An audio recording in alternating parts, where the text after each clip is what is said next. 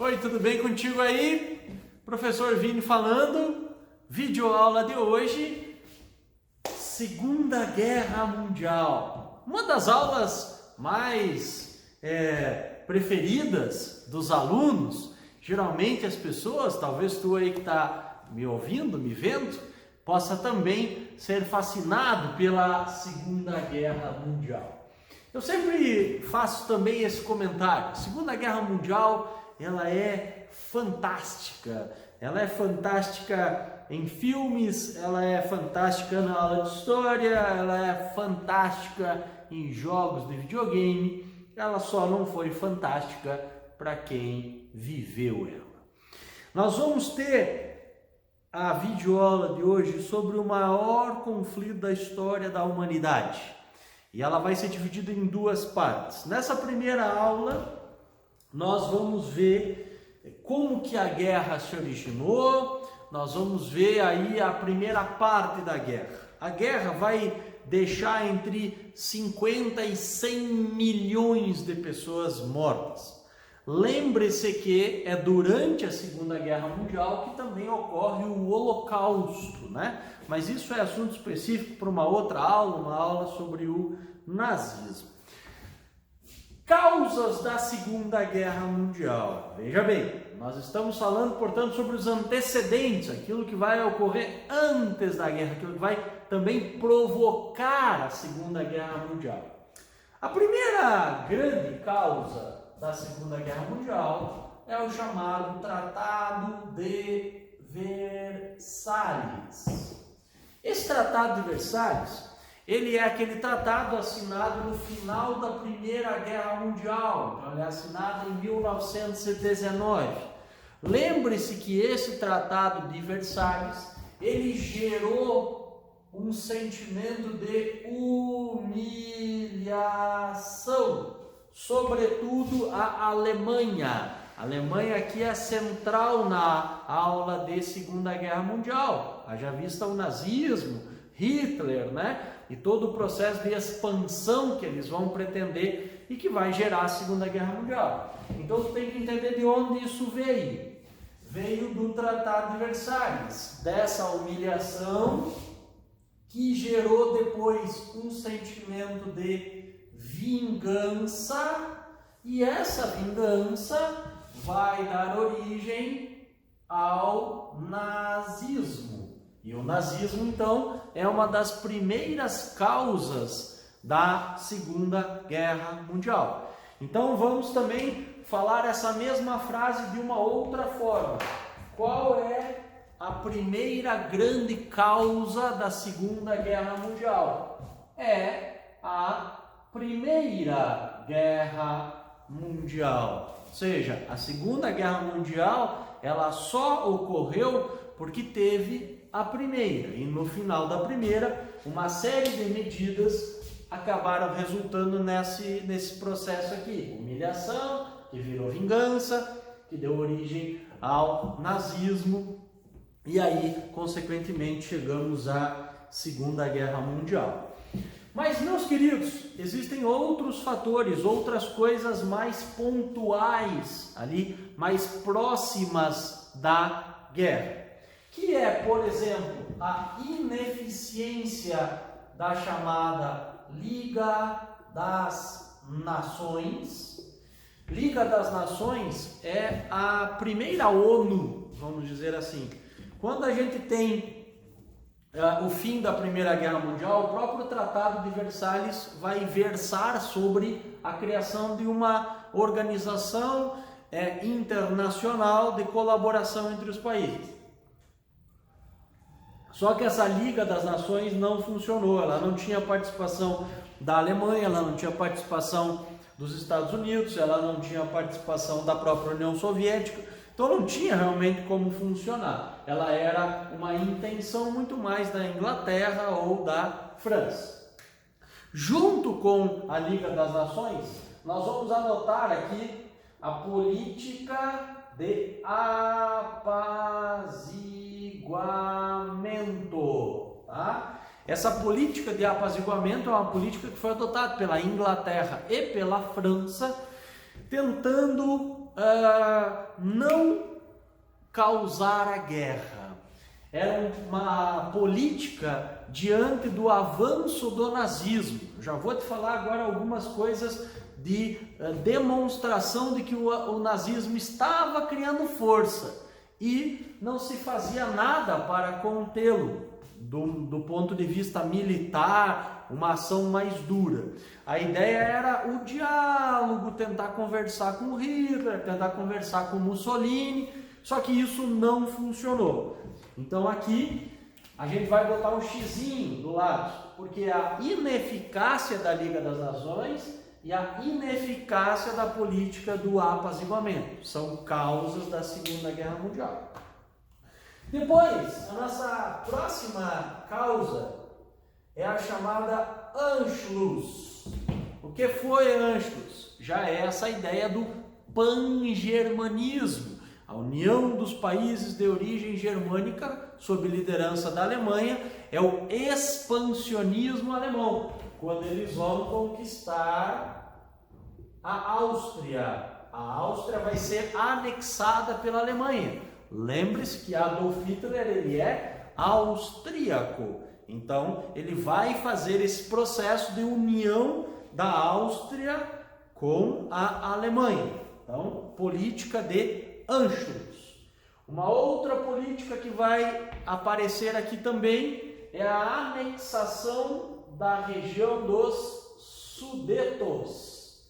Esta região ela pertencia à Tchecoslováquia e é uma região então muito importante que vai interessar ao nazismo, que também vai ser anexada pelos alemães. Depois nós temos a remilitarização da Renânia. Renânia tem a ver com o rio Reno, que é uma região industrial muito importante e que também fabricava equipamentos militares, a indústria da guerra.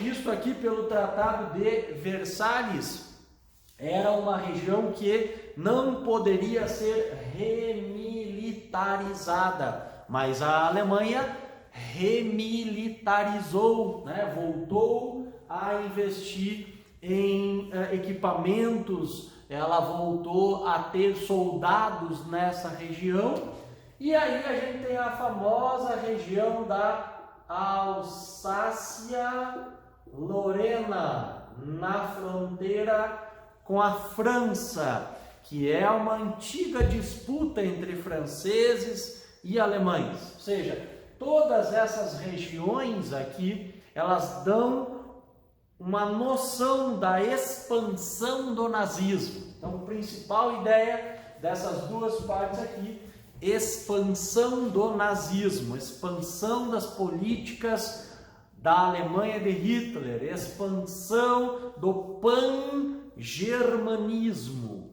ok? Agora, outra coisa bem importante aqui que a gente tem de causas da Segunda Guerra Mundial é se tu preferir, antecedentes da Segunda Guerra Mundial. A gente tem a famosa Guerra Civil Espanhola. Vamos anotar aqui. Guerra Civil Espanhola. Na Guerra Civil Espanhola, nós já vamos ver aquilo que muitos historiadores chamam e que cai nas provas também como um ensaio. Vamos botar isso aqui entre aspas, para a guerra, né? O que é um ensaio, né? Tu vai lá fazer uma apresentação de balé, tu vai ensaiar antes, depois vai chegar a apresentação principal. Então muitos consideram que a Guerra Civil Espanhola foi um ensaio para a Segunda Guerra Mundial, especialmente por conta de um aspecto, né, de um grande acontecimento, que foi Guernica, aquele episódio que os aviões nazistas, né, bombardearam a cidade espanhola de Guernica a mando do Francisco Franco, né? O ditador fascista espanhol, líder da falange espanhola. Lembre-se que Guernica é um quadro, né, também do Pablo Picasso, que o Picasso pintou em homenagem às vítimas, né, as pessoas que morreram por conta desse bombardeio nazista na Espanha. Então, Guernica, vamos anotar aqui também, vamos circular, geralmente é um assunto também que aparece nas provas associados com a Segunda Guerra Mundial ou mesmo com o fascismo lá na Espanha. Então aqui falamos sobre os antecedentes da Segunda Guerra Mundial, sobre as causas da guerra. Agora, vamos falar um pouquinho sobre os países que vão estar envolvidos na guerra. Então, causas, agora os países. Nós vamos ter 2 blocos de países envolvidos na guerra. Os chamados países do eixo e os chamados países aliados. Então, 2 grupos, países do eixo, os países aliados.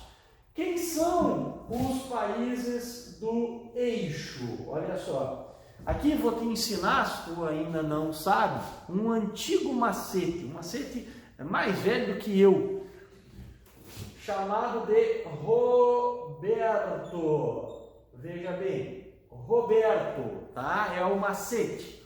Por quê? Porque a palavra Roberto, se a gente separar as sílabas de Roberto, nós vamos ter Roberto, certo? Então nós vamos ter aqui o Ro, que vai te lembrar Roma. O Ber, que vai te lembrar Berlim. E o To, que vai te lembrar Tóquio. Ok? Então, Roma, Berlim e Tóquio, né? Se tu assistiu o Casa de Papel, tu vai achar alguns personagens aqui que podem te ajudar a lembrar isso também. Roma, meus queridos, tu lembre que Roma é a capital da Itália, né? Então, Itália é o primeiro país aqui. Depois, Berlim é a capital da Alemanha. Lembre-se aqui um acordo importante, né? Como é o nome do acordo que uniu Itália e Alemanha? É o chamado Pacto de Aço, tá? E depois a palavra Tóquio, né? Ela é uma capital de qual país? Do Japão. E aí tu lembra o acordo entre a Alemanha e o Japão, chamado Pacto Anticominterno, tá? Anticomunista ou anticomunista. Então, Pacto de Aço, Pacto Anticominterno. Esses acordos aqui acabaram dando origem àquilo que os aliados vão chamar de o eixo do mal. Então, isso ficou conhecido na história como os países do eixo. Veja que é muito mais fácil do que a Primeira Guerra Mundial. Primeira Guerra Mundial a gente tem várias variáveis ali, país que entra, país que sai, um que começa de um lado, outro que vai para o outro lado. Na Segunda Guerra Mundial é mais fácil. Então, se tu decorar o Roberto, tu já vai se defender muito na hora de responder as questões. Tem que saber isso. Itália, Alemanha e Japão estão de um lado e do outro lado estão os aliados. Os aliados, eles são 69. Então isso é muito mais difícil, né, de tu decorar esses 69. Eu sou professor de história e eu não sei todos os 69 países. Talvez algum estudioso lá, um historiador que fique estudando mesmo, se dedicando só à Segunda Guerra Mundial, ele até possa saber os 69. Mas o que a gente aqui, o que as provas cobram, o que tu precisa saber para entender o básico da Segunda Guerra Mundial? Esses países aliados aqui, vamos colocar aqui os primeiros, aqueles que vão sofrer logo as consequências do começo da guerra, que vão ser os grandes rivais da Alemanha, por exemplo, que são rivais da Primeira Guerra Mundial, do Tratado de Versalhes. Então, você tem que saber que, por exemplo, Inglaterra é um país aliado, França é um país aliado, beleza. Mas ao longo da guerra, e não vai ser hoje que nós vamos falar isso, vai ser na parte 2, aqui é a parte 1, nós vamos ter a entrada dos Estados Unidos ao lado dos aliados. Aqui, geralmente ocorre um erro, ó, é até cheiro de cagada. Vai dar erro aqui. Um monte de gente vai fazer bobagem. Que é o quê? Esquecer que União Soviética e Estados Unidos lutaram do mesmo lado, juntos, durante a Segunda Guerra Mundial. O pessoal lembra lá da aula de Guerra Fria, não, Estados Unidos e União Soviética, capitalismo versus comunismo, eles se odiavam, são inimigos. Isso na Guerra Fria, que vem depois, mas durante a guerra, eles vão estar lutando do mesmo lado, combatendo o inimigo comum, que é o nazifascismo aqui, beleza? E aí a gente pode citar outro país aliado aqui, só para ficar aí com 5 exemplos, o próprio Brasil. O Brasil vai enviar tropas para lutar ao lado dos aliados. Então, 2 blocos de países, os chamados países aliados e os países do eixo, ok? Aí, meus queridos, vamos começar a falar da guerra. Olha só, essa primeira parte aqui, a chamada de primeira fase, e aqui vamos fazer um parênteses, tem alguns que botam 3 fases, tá? Tem a primeira fase, a fase neutra e a segunda fase. Eu gosto de escolher 2 fases só. A primeira fase, que vai de 1939 a 1942, é a fase da vitória dos países do eixo, tá? Então, vitória desses países aqui, da Itália, da Alemanha e do Japão. É isso que a gente vai aprender nessa aula agora. Então, vitória dos países do eixo. Na parte 2, né, lembre-se que essa aqui é a parte 1, na parte 2, nós falaremos sobre a vitória dos países aliados.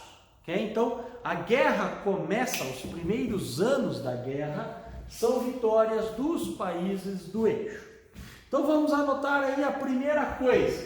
Vamos anotar de vermelho mesmo, para te identificar com a cor que eu escolhi aqui para representar os países do eixo. Então, primeira coisa importante aqui é tu saber quando que começa a guerra. O início da guerra, ela ocorre no dia 1º de setembro de 1939, quando ocorre a invasão da Polônia. Tá? Invasão da Polônia. O que vai ocorrer aqui? Lembre-se que a Polônia ela foi criada no final da Primeira Guerra Mundial. É uma das criações do, vamos achar aqui, Tratado de Versalhes. O Tratado de Versalhes criou a Polônia e criou o famoso corredor polonês. Isto era uma coisa que os nazistas, especialmente, eles enlouqueciam com esse corredor polonês. Porque esse corredor polonês dividiu a Alemanha em 2 partes. Ah, professor, eu já sei, é a parte da Alemanha Ocidental e a Alemanha Oriental. Não, não é isso. Aqui nós não temos aquela história do Muro de Berlim, isso é na Guerra Fria, isso é depois da guerra. Aqui nós temos um corredor de passagem que vai levar os poloneses até um porto, Porto de Danzig. Este porto era administrado pela Polônia e uma estrada levava os poloneses até lá, sem precisar entrar em território alemão, e aí acabava dividindo a Alemanha em 2 partes. Isso revoltava os nazistas, isso era um dos motivos da invasão da Polônia, mas o outro motivo era que os poloneses também tinham uma grande população judaica. Então, esta região já pertenceu à Alemanha, os alemães querem ela de volta, tem a parte do corredor e tem ainda a questão dos próprios judeus, né? E aí a gente tem a justificativa dessa invasão. Quando ocorre a invasão, é que os países aliados, especialmente a Inglaterra e a França, dizem, ó, agora deu. A gente já deixou várias coisas aqui, Anschluss, Sudetos, Renânia, Alsácia-Lorena, mas agora a Polônia bastou. E aí a guerra começa, por isso que essa aqui é a data de início da Segunda Guerra Mundial.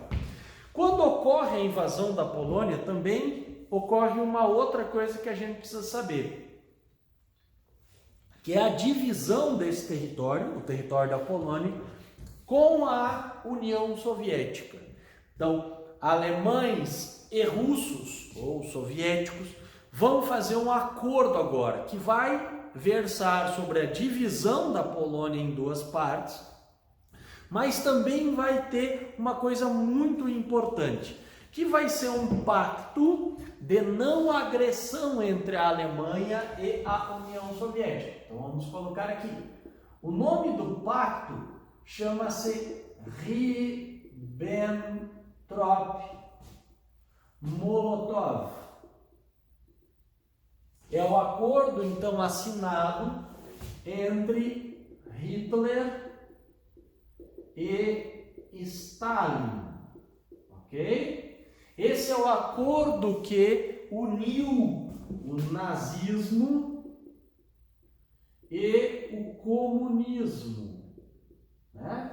Aqui só não vai fazer uma análise equivocada que tu vai errar, que é, eu sabia, nazismo e comunismo é a mesma coisa. Lembre-se que não é, né? O que nós temos aqui é um acordo de regimes totalitários, de regimes ditatoriais, um de direita e um de esquerda, por questões militares. E eles são totalitários, os ditadores têm muito mais coisas em comum do que coisas que eles não teriam em comum. Eles têm aqui muito mais semelhança do que diferença, eles são ditadores, mesmo que um seja de extrema direita e outro seja de extrema esquerda. Então, aqui eles têm um acordo militar de não agressão, vou repetir, o acordo Ribbentrop-Molotov é um acordo de não agressão, ou seja, eu não vou te atacar, tu não me ataca, beleza? Beleza, e vamos dividir a Polônia. É isso que versa, é isso que fala o pacto Ribbentrop-Molotov. Então, ele é um pacto de não agressão, beleza? Próximo ponto importante aqui é que logo depois de fazer esse acordo com a União Soviética, a Alemanha vai se virar para o outro lado. Então tu vai imaginar aí a Alemanha aqui, União Soviética aqui, Polônia aqui, leste europeu. O que os alemães resolvem? Não, nós não vamos nos concentrar nesse lado nesse momento. Nós vamos virar para o outro lado. Nós vamos atacar o lado ocidental. Por que os alemães estão preocupados e o que justifica aqui também esse acordo? É um erro tático na Primeira Guerra Mundial. Na Primeira Guerra Mundial, um general alemão fez um plano chamado von Schlieffen de ataque aos dois lados ao mesmo tempo. Ele iria atacar a União Soviética, que na época não era a União Soviética, era a Rússia, e vai atacar a França ao mesmo tempo, os dois lados. Isso deu errado na Primeira Guerra Mundial. Então agora fazem o acordo para não ter esse problema com o leste europeu e vão para o oeste europeu, o oeste da Alemanha, que no caso era a França. Então aqui nós vamos anotar algumas coisas importantes em relação a essa invasão da França, ok? A primeira coisa que nós vamos anotar aqui é a famosa Blitzkrieg. Blitzkrieg é traduzido como guerra relâmpago. Nós vamos deixar de ter uma guerra nas trincheiras, uma guerra parada, para ter uma guerra em movimento, uma guerra de ação rápida, de ataque total. O nome disso, Blitzkrieg. A Blitzkrieg vai mudar a história das guerras para sempre. Porque antes a guerra era feita lá no meio do mato. A guerra era feita lá no campo de batalha. E agora, meus queridos, ela vai passar a ser feita na cidade também, com a invasão das cidades, sem limites para ocorrer a guerra. Uma guerra de ação. Blitzkrieg é o nome disso. Então, a Blitzkrieg já vai ser usada na Polônia, mas a França vai pagar também muito caro por não conhecer essa estratégia que os alemães vão passar a adotar. Na França, aqui eu podia ficar falando por horas para vocês, mas a gente vai ter na França a invasão de Paris, por exemplo, a tomada de Paris. Os alemães vão marchar na Champs-Élysées, vão hastear a bandeira na Torre Eiffel, né? Vão submeter o governo francês à sua vontade. Mas eu vou destacar ainda duas coisas para vocês dessa invasão da França. A chamada Operação Dunkirk, ou Operação Dunkerque, como se traduz aqui para o Brasil. Essa Operação Dunkerque, ou Dunkirk, é uma operação que os ingleses vão resgatar os seus soldados do território francês. Eles estão lá, franceses e ingleses, tentando impedir a invasão, mas aí a invasão ocorre, eles estão perdendo e os ingleses resolvem resgatar os seus soldados de lá. Esse resgate é uma das primeiras ações feitas pelo novo primeiro-ministro inglês. Nome dele, Winston Churchill. Winston Churchill é um personagem muito importante aqui, é um personagem histórico dos ingleses, porque ele vai conseguir importantes vitórias contra o nazismo, e uma delas está aqui.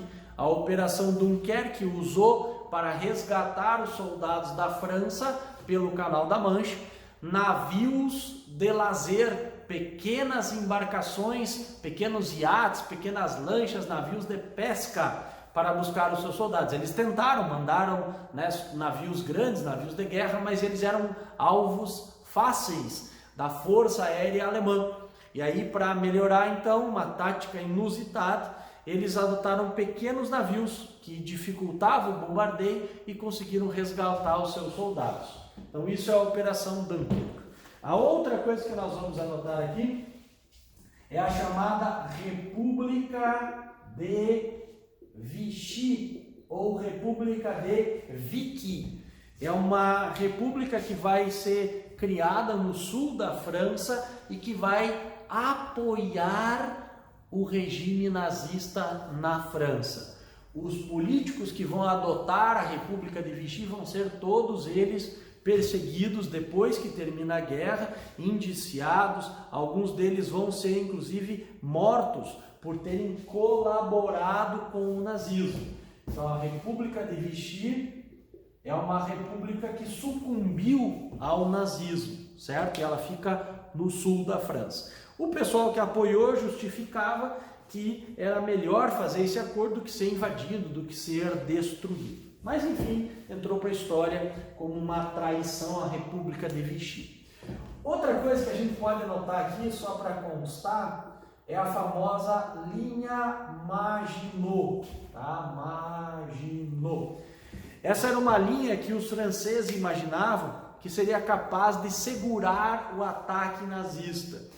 É uma fortificação assim de centenas de quilômetros que ficava na região da Alsácia-Lorena e que os franceses imaginavam ser capaz de deter uma invasão alemã. Foi criada no final da Primeira Guerra Mundial, já prevendo que os alemães poderiam se vingar.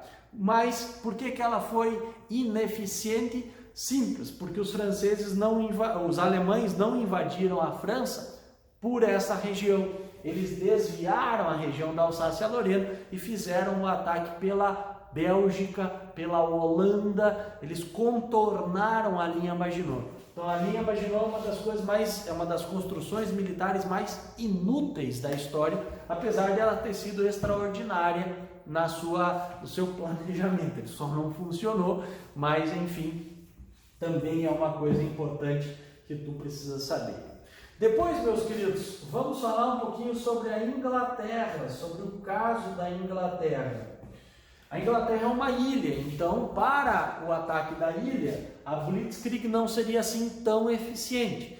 Então, a Inglaterra, ela passou a ser alvo, né, de uma operação que os alemães chamaram Operação Leão Marinho.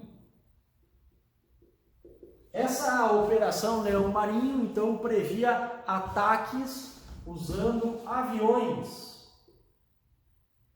para destruir a defesa, a resistência da Inglaterra. Então, os alemães usaram esses aviões, atacaram, bombardearam, o sul da Inglaterra vai ser destruído, assim, praticamente todo ele, mas os ingleses tinham inventado algo que os ajudou bastante a se defender, que era o radar. Eles também conseguiram decodificar importantes mensagens que circulavam entre os nazistas, e isso salvou a Inglaterra de uma invasão efetiva.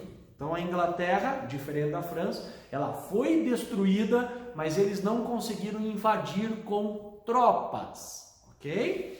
Então a Inglaterra, liderada pelo Churchill, resistiu bravamente ao nazismo. Por isso que o Churchill foi elevado como um herói de guerra, um herói histórico aí da Inglaterra. Mais um detalhe muito curioso, ele não conseguiu se reeleger primeiro-ministro quando terminou a Segunda Guerra Mundial. Muito bem, meus queridos, com a Operação Leão Marinho não funcionando, o que vai acontecer também? Nós vamos ter uma mudança de rumo das intenções nazistas, que vai agora, além de bombardear a Inglaterra, mas não está conseguindo invadir ela, resolve invadir o norte da África. Esta invasão ela já estava sendo feita, tá? A África era um dos objetivos da Itália de Mussolini, mas a Itália não estava conseguindo. Então, os nazistas resolveram ajudar os fascistas da Itália, e na Alemanha se criou então um conceito assim, uma tropa militar que iria se especializar nesse ataque à África. Esses nazistas ficaram conhecidos como os Afrika Korps, tá? Então, isso também já caiu em prova, né? Eles eram liderados pelo famoso general Rommel. Então, Afrika Korps também é uma coisa importante conhecer, esses soldados nazistas que ajudam os italianos no domínio da África.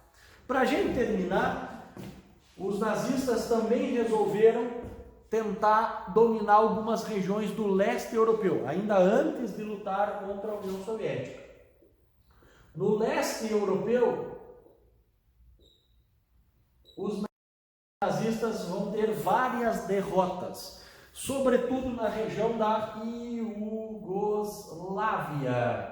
Nesta região da Iugoslávia, os nazistas vão ter um grande inimigo, o general Josip Broz Tito, conhecido apenas como o General Tito. Tá? O General Tito é um dos líderes da resistência na Iugoslávia. Tu vai ver que depois que termina a guerra, ele vai se tornar o chefe da Iugoslávia, né? O líder da Iugoslávia por décadas. Mas o General Tito, então, ele entrou para a história como o líder dos partisans. Os partisans são a resistência ao nazismo. Os partisans são líderes de esquerda comunistas que não aceitavam esses acordos aqui entre o Hitler e o Stalin, que não aceitava a dominação, o avanço do fascismo. Na Itália eles vão ser chamados de os partigiani, e talvez tu já ouviu a canção mais famosa dos partigiani, se tu assistiu a Casa de Papel, tu já ouviu a música Bella Ciao, né? Esta música é uma das músicas da resistência desses que lutavam contra o domínio dos nazistas. Então, lá na Iugoslávia, Josip Tito, o general Tito, é uma das resistências e os nazistas não vão conseguir dominar totalmente a Iugoslávia por conta disso. E agora, meus queridos, o que vai acontecer na guerra? Agora a guerra vai mudar um pouco a sua dinâmica, né? A gente ainda pode colocar aqui uma última coisinha, né? Só para te não esquecer, apesar de que isso a gente vai falar na outra parte da aula, que é o avanço do Japão, tá? O Japão vai ter um domínio muito importante sobre a Ásia. E aqui, o que aqui nós vamos entender então, é que nós falamos sobre a primeira fase da guerra. Essa primeira fase, perceba, são grandes vitórias e avanço dos países do eixo. Claro, concentra-se maior na Alemanha, porque a Alemanha é o principal motor, vamos chamar assim, da Segunda Guerra Mundial. Então, vimos aqui um avanço da Alemanha sobre a Polônia, sobre a França, sobre a Inglaterra. Vimos um avanço aqui, um acordo entre a Itália e a Alemanha na África. E aqui, só para constar, né, apesar de que a gente vai falar na segunda parte, o Japão está fazendo a sua parte também e dominando a Ásia. Então, tudo isso aqui é a primeira fase da guerra. Só que agora o que vai acontecer? Nós vamos ter uma inversão desse tratado aqui, com a União Soviética declarando guerra à Alemanha. Ela vai ser invadida pela Alemanha, o Hitler não vai cumprir a sua parte no acordo e vai entrar na guerra também os Estados Unidos da América. E isso muda a dinâmica e aí nós temos a segunda parte desta aula para a gente entender o finzinho da Segunda Guerra Mundial. Espero que tenha entendido. Se ficar com alguma dúvida aí, é só me procurar. Valeu, um grande abraço.